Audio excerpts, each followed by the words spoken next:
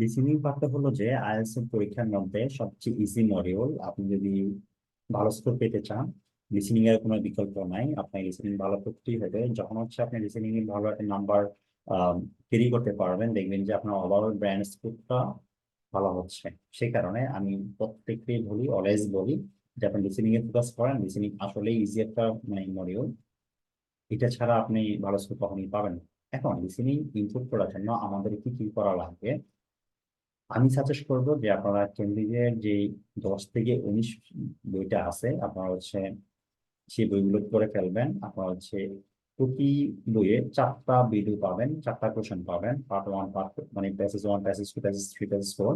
আমরা হচ্ছে একটা বইয়ের মধ্যে আমরা 4টা প্যাসেজ পাই, মানে 4টা টেস্ট পাই। তো আপনার হচ্ছে অল টেস্ট হচ্ছে আপনারা প্র্যাকটিস করবেন। সাথে হচ্ছে 19+, অর্থাৎ 19-এর পরে যতগুলো আপডেট আসবে প্রত্যেকটাই ফলো করবেন। হ্যাঁ, ইউটিউবে হচ্ছে লিসেনিং চ্যানেল আমরা ফলো করতে পারি। যেমন হচ্ছে রব আইএলটিএস আপনারা পাবেন, বা লিসেনিং ভিডিও লিসেনিং একটা চ্যানেল আছে আইএলটিএস লিসেনিং, আপনারা সেটা ফলো করতে পারেন। জাস্ট হচ্ছে কিভাবে কোশ্চেন গুলা করে সেটা বোঝার জন্য।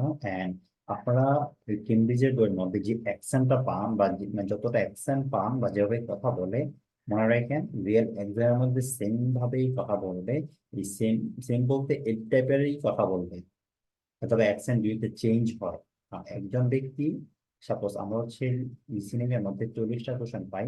40টা কোশ্চেনের মধ্যে পার্ট 1, পার্ট 2, পার্ট 3, পার্ট 4 এভাবে 10টা করে ভাগ করে 40টা কোশ্চেন 4টা পার্টের মধ্যে। পার্ট 1 হচ্ছে আমরা হচ্ছে গ্যাপ, মানে গ্যাপ আসে, পার্ট 4 গ্যাপ আসে।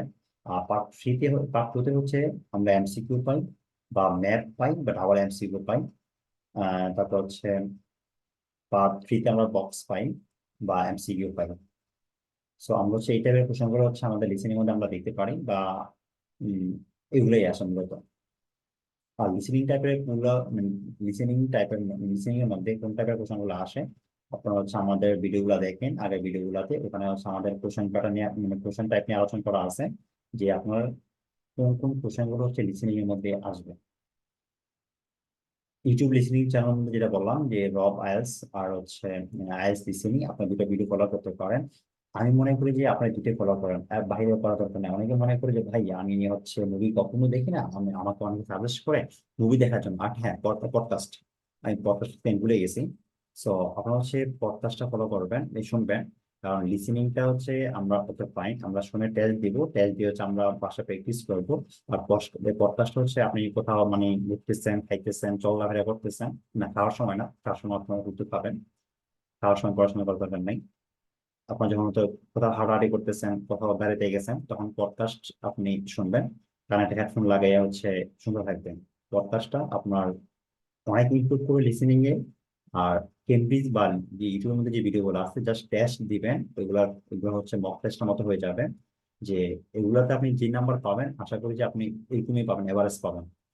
সো এভাবে হচ্ছে আপনি প্র্যাকটিস করেন লিসেনিং। আমি মনে করি যে এইট পাওয়াটা বেশি কঠিন না। অ্যান্ড প্রত্যেকের উচিত লিসেনিং এ এইট পাওয়া। আর লিসেনিং এ অনেকগুলো টিপস আছে ভাই। লিসেনিং এ আপনি কোশ্চেন গুলো ধরেন, কিভাবে কোশ্চেন গুলো করে আগে থেকে মানে প্রেডিক্ট করেন, দেন হচ্ছে আপনি অটোমেটিক্যালি বুঝতে পারবেন যে এখানে কোশ্চেন গুলো কিভাবে আসতেছে। সো পার্ট 1 এবং পার্ট 4 মানে 20 থেকে 20-এ রাখাই লাগবে, দুটো আগে রাখে আপনি যদি প্র্যাকটিস করেন, আই থিঙ্ক এটা আপনার জন্য মানে কঠিন হবে না। 35 পাওয়াটা, 35 পাইলে তো 8 হয়ে যাচ্ছে। সো প্রত্যেকের উচিত লিসেনিং এ 35 টার্গেট করা।